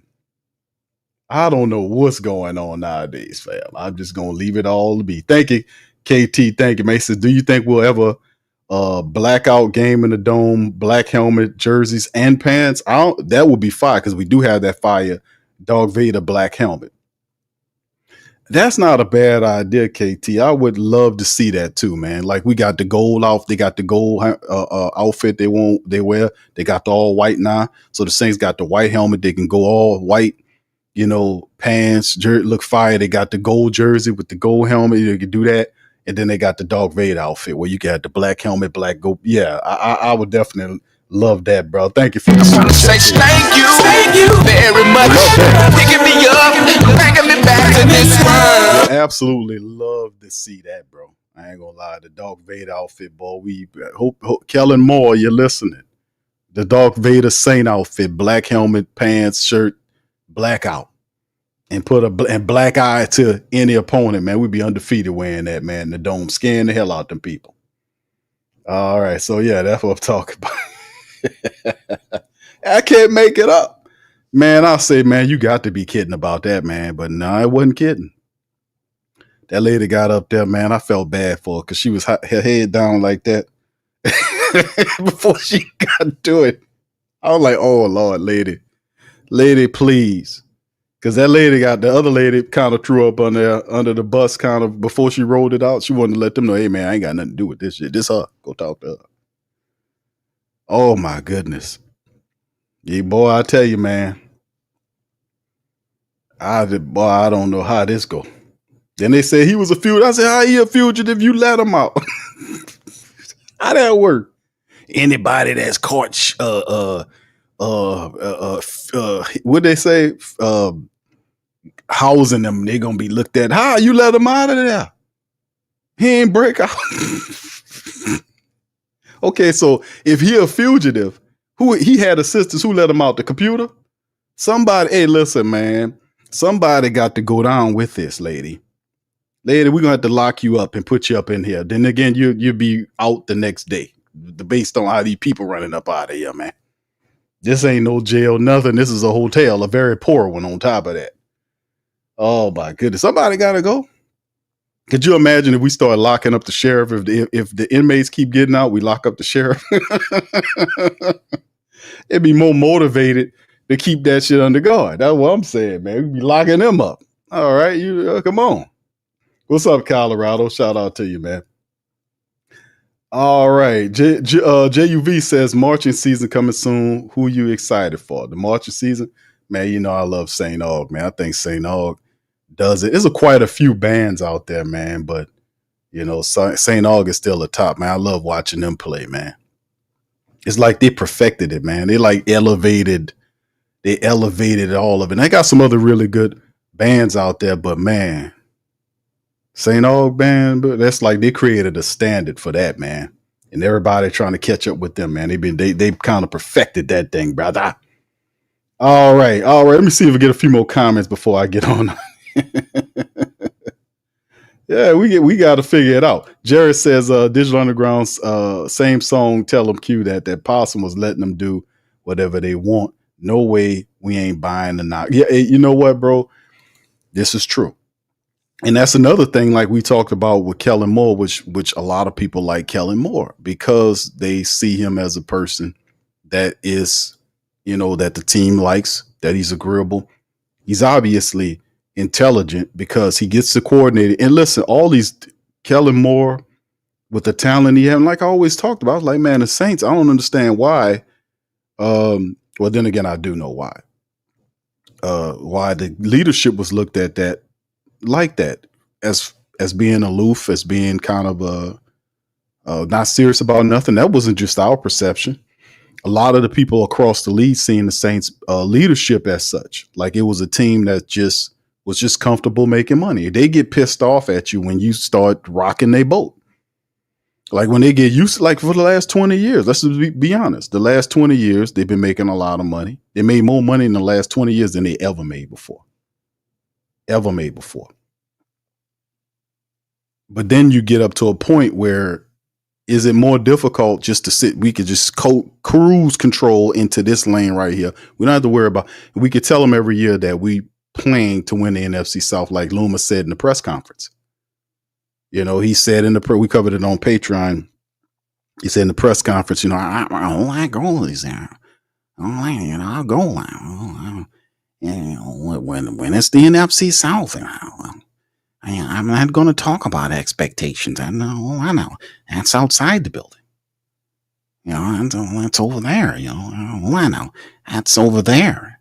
You know, that's somebody else. They're not qualified. You know, we have inspirations and we have goals. We got goals, and that's us. Them other guys, they're talking about expectations. But listen here, let me tell you, let me hit you to the game, Make It Loomis. The last several years, your goals mean shit, because whether they're goals, inspirations, or motivations, they all end to failure. So you trying to separate them like that don't do a damn thing for us. Because you better care what these people think out here, because you ain't buying them tickets by yourself. So whatever the Who Dat Nation's expectations are, they beat your goddamn goals. Bottom line. Because they control your purse strings. Checkmate. So that's why this is happening. You got a new coach because of the Who Dat Nation, not because of him. Don't y'all dare try that. And I'm going to remind them all the time that it wasn't him that kicked that dude out of here. It was you. You stopped showing up. You turned them off. You stopped listening. You stopped buying the BS. And that's why this guy is here, because you forced a hand. If you didn't, you would still have Dennis Allen sitting up here. Being non-accountable, tearing up his own team, sitting up there at interviews saying that I didn't fail. With a straight, stupid ass face. I didn't fail. They just didn't want me anymore. This kind of guy. So in the end, man, the bottom line is the who dominates and controls the industry. It is you, mighty Who Dat Nation. That's why I call you the mighty Who Dat Nation, because you're patient and good. But when the time comes, you put your foot down and say, you know what? Enough is enough. And that's what you did. And that's why I got to give you a round of applause. That's victory. Let me tell you what accountability means. Accountability means I'm going to keep my money in my account. That's what that means. And then when they start saying, oh, what's going on here? We got to change, baby. Thank you. That's you. All that gobbledygook about unqualified. Only thing you need to know about qualifications is that you got the money. And if I say no, your ass don't get none of it. That's accountability, because that money stays in my account. That is my ability. So shout out to y'all for you doing what you doing and making sure that we be about the business of accountability, which leads to success. So shout out to you guys. Bottom line. All right. Anyway, let me keep it moving, man. We about to get the hell on up out of here. Slim says everywhere Kellen Moore has been is the top 5 offense. Dude really knows his offense. Indeed, he got something to work with here, bro. Telling you. Cap says, and let's not even say what we think about the Pelicans. Well, listen, that's also changing. I've been talking about that. They had a guy did something, talked about moving the Pelicans, some idiot reporter. You know, you got to bat them down every now and again. But there was some report out there talking about the Pelicans need to relocate, all this kind of stuff. Pelicans ain't going nowhere. They got paperwork. They tied to the city. They ain't going nowhere. And when she do sell them, it'll be an agreement in there where it ties into the city a lot longer. They're motivated by money. which means that Joe Dumars is here because he is the most,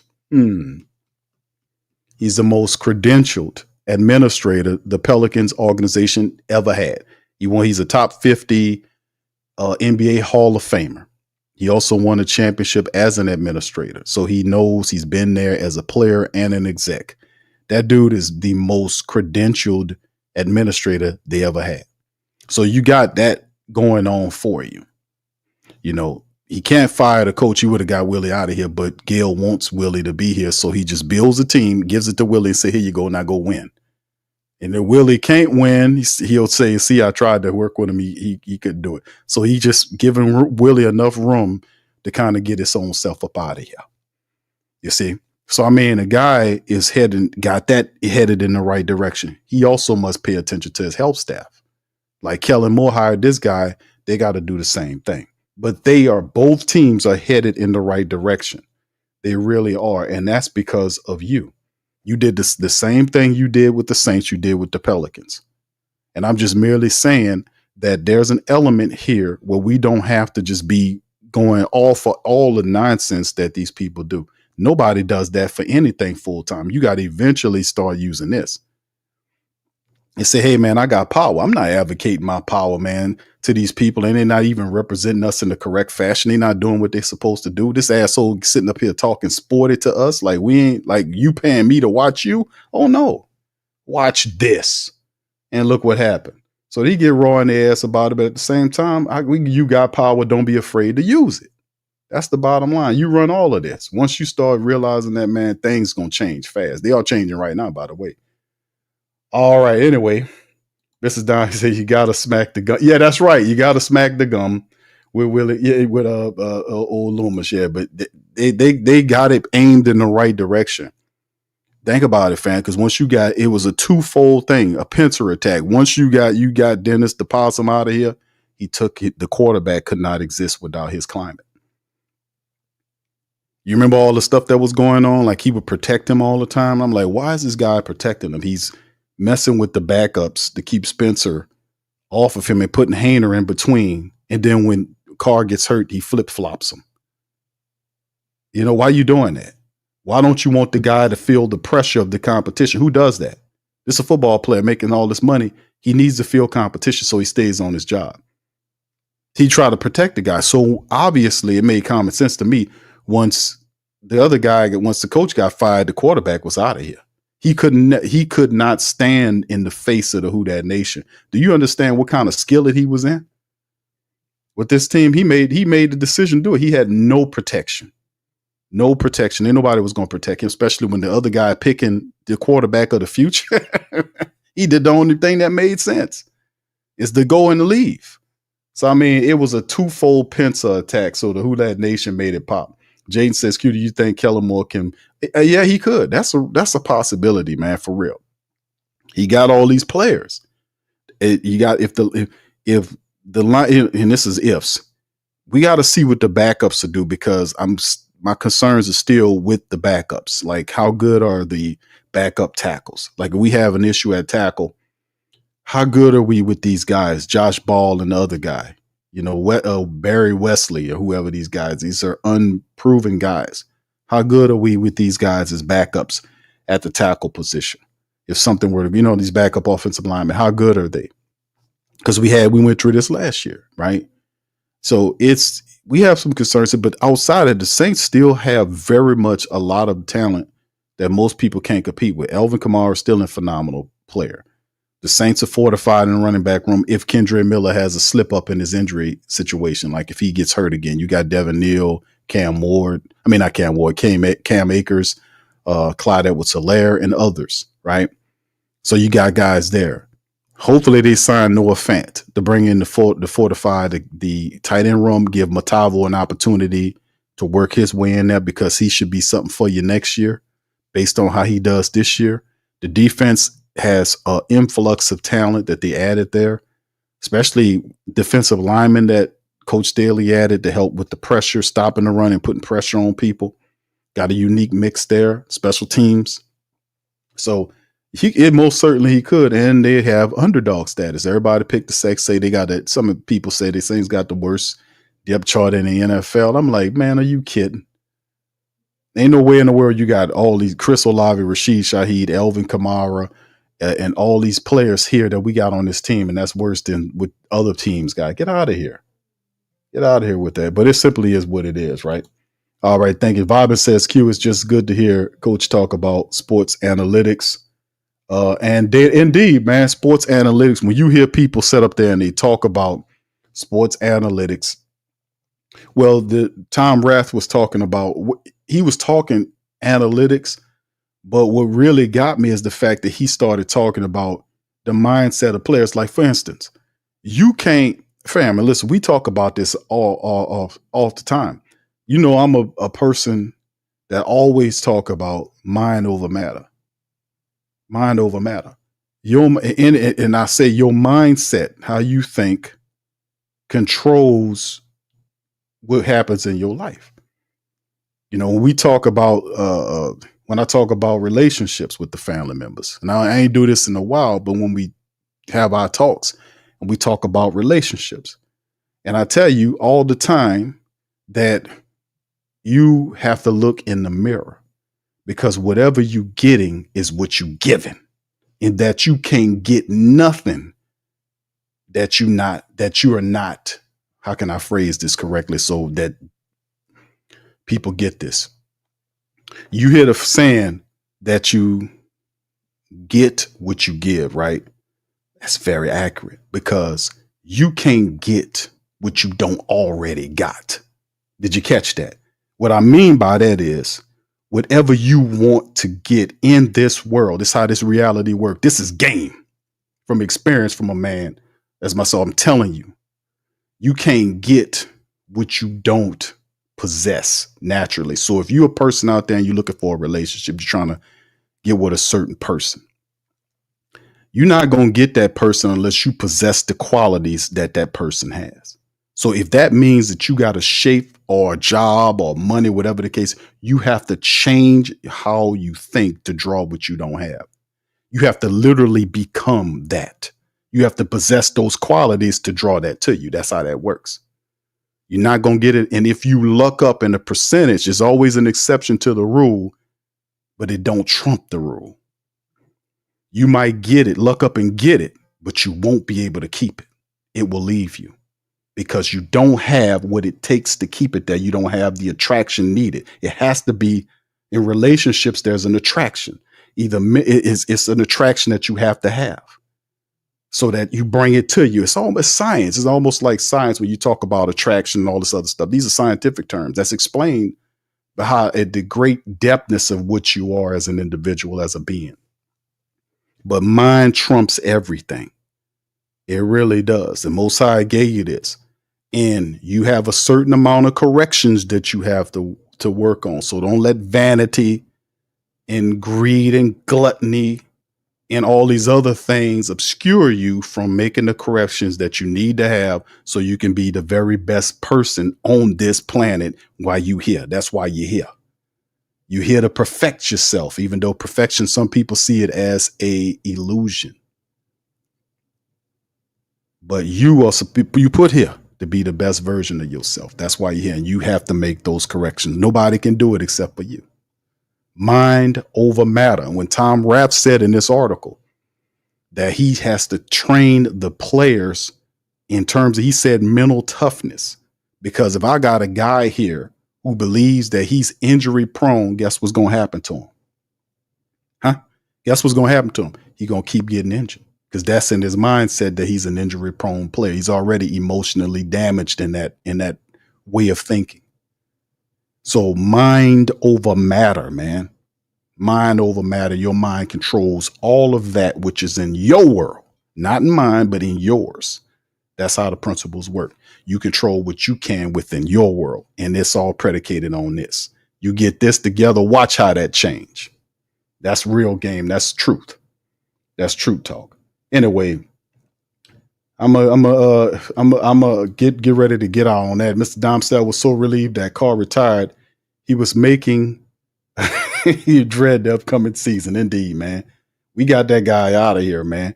Richard says Moore was a good hire and maybe changes Loomis' legacy. If Moore gets a Super Bowl, Loomis will be in the hall. It does change this thing. And the weirdest thing is when the success happened, the people going to forget. That's why I said what I said, because they're headed in the direction, but you were the one that did it. They're going to omit you out of it. Watch. They're not going to talk about the fact that the family members forced them to fire that guy to get somebody else. And then the guy turns the team around. They have success. They're going to mention all that. They're just going to move you to the side like he made the goddamn decision. That's not what happened. They're going to romanticize it, which pretty much means lie about it. But you forced him out of there and that quarterback who was no good. You moved both of them guys out of the way. You did that. Watch. You think it's a game? Watch. We see that. All right. What's up, T Dirt? Shout out to my dog, T Dirty. DJ Field Cole, shout out to you, man. We just talking some real shit tonight.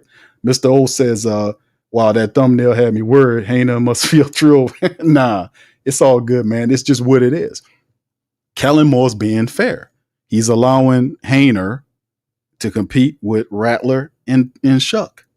You know, now it doesn't mean that Haener's going to climb the hierarchy in terms of outclassing either a Shough or a Rattler. It's a small percentage chance he is. They got a lot of people out here that like Jake Haener. That they Haener could do it. Well, listen, he the most experienced guy, right? So let's see what he can do, right? I wouldn't put my damn money on it. I'll tell you what. All right, but anyway, man, listen, let me get ready to get out here. I appreciate y'all for being in the stream, man. Much love to the fam, man. I hope y'all enjoyed yourself tonight, man. Listen, we're going to be back later on. I know the Saints I think tomorrow they got some training camp stuff going on Sunday. We're going to do a brief stream tomorrow. We also have the Pelican post-game report going on our PPR stream. We're going to talk some Pels tomorrow night as well. DC and Lex is going to be in full effect on that as well. And we're going to keep this training camp talk going with the Saints, man, because listen, this team, I really do think that this team is going to be a lot better than a lot of these people are indicating. I think the Saints are going to be a lot better. I think they're a lot better than 5 wins that we seen last year.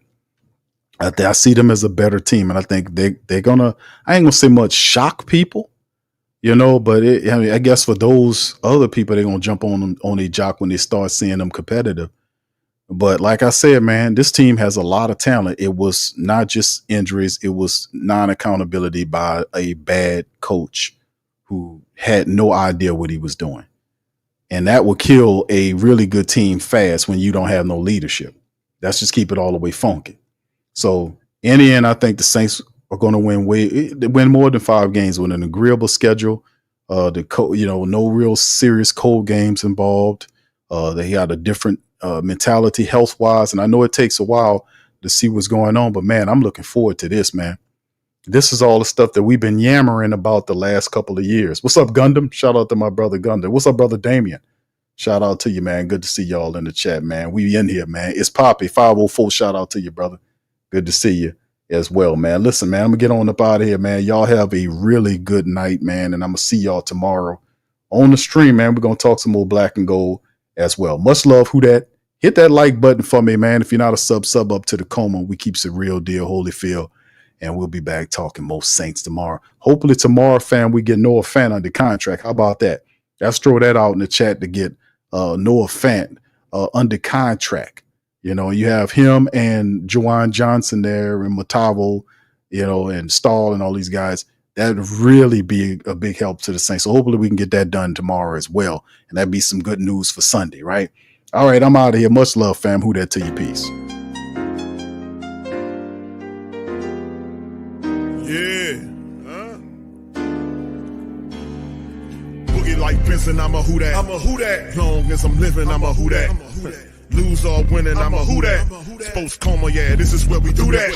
Where we do that, where we do that, where we do that, where we do that, where we do that, Boogie like Benson, I'm a who dat. I'm a who dat. Sports coma, this is where we do that. Where we do that. Welcome, welcome, welcome. Somebody please better help. Running this thing like elf. I thank God every day I'm not a felt. Go to YouTube live with Big Q and the guys. If you ain't ride or die, the bandwagon get flipped. Been marching in, that was way for the ring. I was yelling out your shame for the championship. Fucking on Tampa, duck down. Falcons, pluck, get shut down. Panthers ain't much touchdown. The vision really belong to us now. So much hate on the Saints, you could probably tell. Ever since Bounty Gate hit the NFL, when things seem fishy, and you probably smell the crooked referees or Roger Goodell. Yeah, money like this, and I'm a Who Dat. Every day I'm living, I'm a Who Dat. Lose or winning, I'm a Who Dat. It's the sports coma, this is where we do that. Where we do that, where we do that, where we do that, where we do that, where we do that. Boogie like this, and I'm a Who Dat. It's the sports coma, this is where we do that. You're listening to the Sports Coma with Big Q and the guys on the PRO Media Network.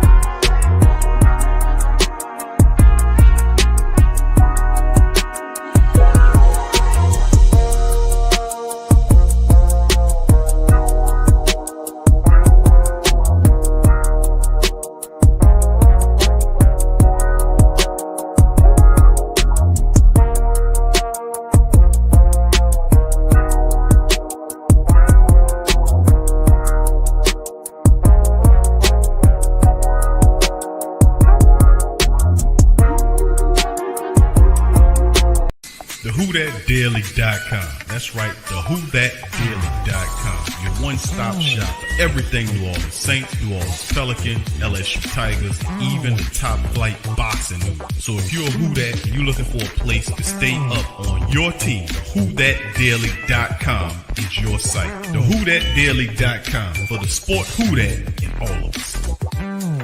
That's right, the Pro Shop is the platform store where you can go and buy all the latest merch to support the platform. Available at the Pro Shops, we have dozens of hundreds of products available for you and your family. Unisex tees for men and women, hoodies and sweatshirts, tank tops, kids and baby items, long sleeve tees, mugs, pillows, wall art, bath bedding, face masks, phone cases, stickers, bags, fanny packs, socks, hats, and many other items. Please feel free to check out the Pro Shops. The link is in the description section below. Remember, it helps the platform continue to grow. Check out the Pro Shop.